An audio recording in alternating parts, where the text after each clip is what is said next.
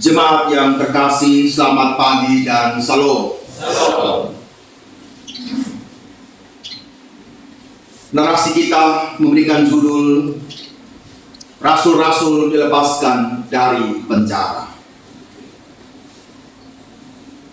Bapak, Ibu, dan saudara-saudara yang terkasih dalam Kristus, perjalanan Injil bukanlah perjalanan yang biasa saja, yang tanpa risiko.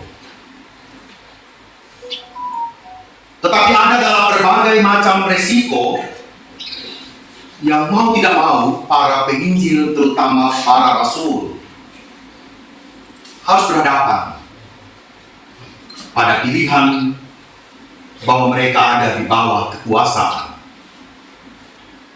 baik kekuasaan pemerintah yang berkuasa saat itu di Roma,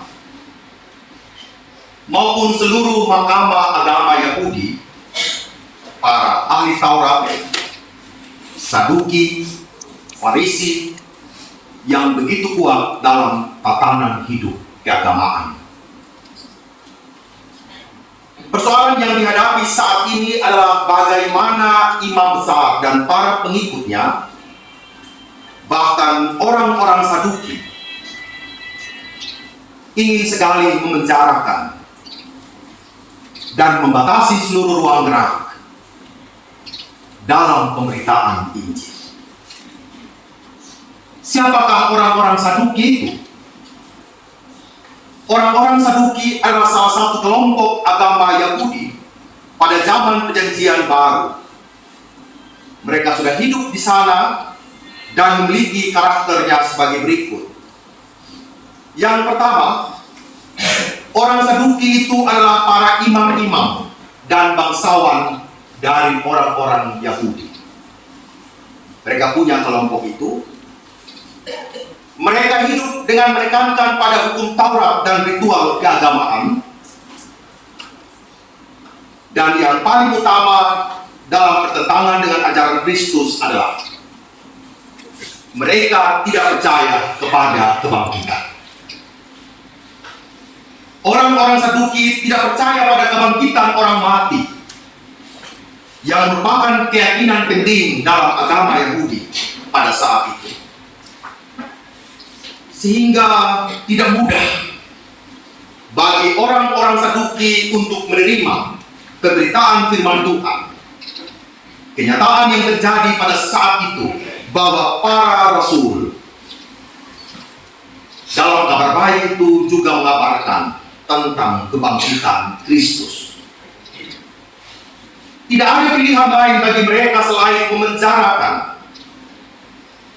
seluruh niat baik, seluruh tugas amanat agung yang diberikan oleh Allah kepada para rasul dibatasi oleh imam-imam besar, orang-orang Saduki, bahkan semua mereka mahkamah agama yang berkuasa saat itu.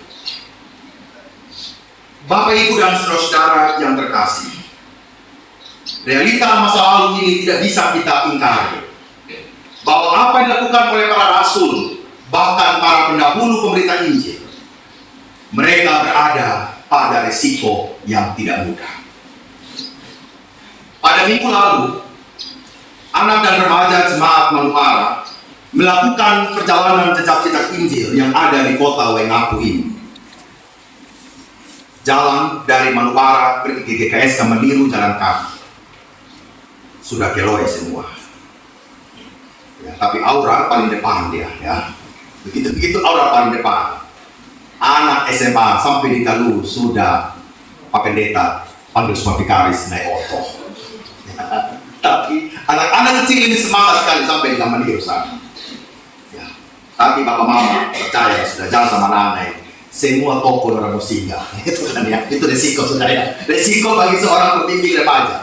Ya, masuk Alfamart belanja, gitu kan. Alfamart pagi sudah atau semangat juga mereka.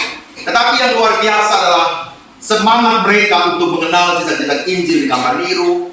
Ya, pulang Talang sudah foto Bapak ya. Yang sampai ada SMA pun ya. Talang sudah foto, bawa lagi di gedung Hapumbai, lihat siara makamnya Hakumbai dan Katogaretan, pergi ke Lindimara. Di belakang kamar jenazah itu ada gedung pertama yang Lindimara. Mereka ke situ lagi. Kemudian kita ke rumah Sending, sharing di sana tentang perjalanan Injil yang ada di Pulau Sumba. Yang mengesankan adalah mereka sadari kita baru capek Pak Pendeta, orang bilang. Kita baru rasa lapar, kita baru rasa letih, kami sharing bersama dengan mereka. Kita juga mau marah, kita juga emosi, tetapi sekarang orang punya kalimat demi Injil Pak Pendeta, gitu ya. Jadi kalau latihan di gereja, kamu tidak bosan datang gereja kan? Demi Injil Pak Pendeta, gitu ya. Tapi sekarang setiap malam kalau mau keluar orang bilang gini, apa no keluar malam-malam terus, gitu ya. Nah, sekarang anak-anak jaga sama saya gitu. Jadi kita baru jalan Pak Mama. Saya bilang ke anak-anak, kita baru jalan mengenal jejak-jejak Injil yang ada di Pulau Sumba. Kita belum pergi di Karung di sana, di Laura. Kita belum pergi ke Melolo sana. Kita belum pergi ke Tanggapa sana, di Wewewa sana. Yang naik gunung, turun gunung, tetapi para penginjil kita itu luar biasa. Mereka tetap semangat memberitakan Injil. Pertanyaan penting buat saya dan Bapak Mama hari ini. Apa sebenarnya yang memenjarakan hidup kita? Ya. Jangan kita bicara dulu, kita di GPI, di tetangga-tetangga kita. Pertanyaannya adalah, apa yang memenjarakan saya dan Bapak Mama dalam kehidupan ini? Ketika para rasul di penjara, rasa-rasanya mereka tidak berhenti pasrah pada keadaan. Tetapi kita melihat bagaimana cara Tuhan melepaskan mereka dari dalam penjara. Ini ingin dikatakan bahwa manusia boleh memenjarakan seluruh hidup kita. Keadaan pekerjaan di sekitar kita boleh memenjarakan seluruh perasaan kita. Mungkin Bapak Ibu di rumah juga merasa seperti orang yang dipenjara. Entah dipenjara oleh keadaan ekonomi, entah dipenjara oleh keadaan suami atau istri yang tidak taat pada Tuhan, entah dipenjara oleh anak-anak yang berulang kali melakukan kesalahan. Beberapa orang tua harus menahan diri dari perjamuan kudus karena perbuatan anak-anak. Beberapa orang tua melakukan tahan diri karena anak-anak sedang berkasus, bahkan antara kita saudara-saudara. Ada tidak bohong juga Bapak Mama. Kenapa ya? Kita suka melihat saudara kandung ini jadi musuh Bapak Mama. Ini yang terjadi di lingkungan jemaat kita. Ya saya tahu ini masalah di mana-mana ada juga. Ada. Tapi kita juga mengalami. Ya. Saya ingat tahun 78 sampai tahun 90, 12 tahun ya. Tadi saya cerita dengan Ibu Feli ya, di konsistori. Saya punya tamu yang ke rumah itu sudah meninggal waktu Mama 5 tahun begitu. Jadi ada di punya adik. Ya. Diusir dari tanah. Ini kesaksian. Saya mengikuti kesaksian itu. Dan ketika masalah dibawa ke Mahkamah Agung Republik Indonesia ya. Jadi bukan bisa kita dari ngaku saja kan, sampai di Mahkamah Agung di Jakarta. Yang pada akhirnya Mahkamah Agung menjawab dikembalikan kepada orang tua, kepada keluarga. 12 tahun saya merasakan ya, opa-opa kami itu tidak saling bicara. Gara-gara itu masalah kami gitu ya. Tetapi saya melihat waktu itu, yang saya mau katakan Bapak Ibu, tidak ada satupun dari sepunya opa-opa ini yang saling menjelekkan. Mereka diam dan benar-benar diam saling merenung hidup ini 12 tahun. Ya. Sampai suatu ketika tahun 2003 pemulihan itu terjadi. Tahun 90 anak-anak pemulihan terjadi bagi anak-anak. Tahun 2003 baru terjadi pemulihan antara keluarga besar. Kami memahami sebagai anak-anak bahwa membangun persekutuan dalam keluarga tidak gampang. Kita terpenjara oleh ego kita. Kita terpenjara oleh kepentingan kita. Entah itu kepentingan harta milik. Nanti kalau saya kasih sama dia si jengkal tanah gimana? Saya dapat apa? Bapak Ibu. Saat itu mama saya mau dikasih tanah. Mama saya menolak. Tinggal di tanah keluar. Dia waktu itu masih PKS. Tidak apa-apa saya cari. Dia cari sendiri. Tapi Tuhan memberikan dia berkat dengan caranya Tuhan. Dia terusir, tetapi tidak menyalahkan juga keadaan, karena Tuhan rasanya punya cara bagi kita semua. Amin. Kita enggan memberitakan PI itu, kabar Injil itu bagi keluarga kita, Bapak Mama. Karena apa? Terpenjara oleh rasa dan perasaan tadi. Saya mau kasih dia bagaimana anak-anak saya. Lihat saya terus omong dengan dia. Saya mau damai dengan dia, selalu dikatakan sama saja Pak Pendeta. Nanti juga kita bakalai gimana lagi. Ya jangan bakalai begitu dong ya. Kalau sadar bahwa bibit-bibit bakalai itu ada di hati, seharusnya didoakan tuh Bapak Mama tuh betul enggak? Kalau rasa memang kita ini lemah dalam mengasihi orang lain, minta Tuhan Bapak Mama, minta pertolongan sama Tuhan. Tuhan tolong jaga setiap. Kalau memang dia maki-maki sama saya, cukup sudah biasa dia maki-maki. Saya jangan. Saya doa, saya berlutut di hadapan Allah. Berlutut di hadapan Tuhan. Kita tahu ya, jalan Tuhan bagaimana, itu tidak apa-apa. Tuhan punya cara untuk meneguhkan dan mendamaikan.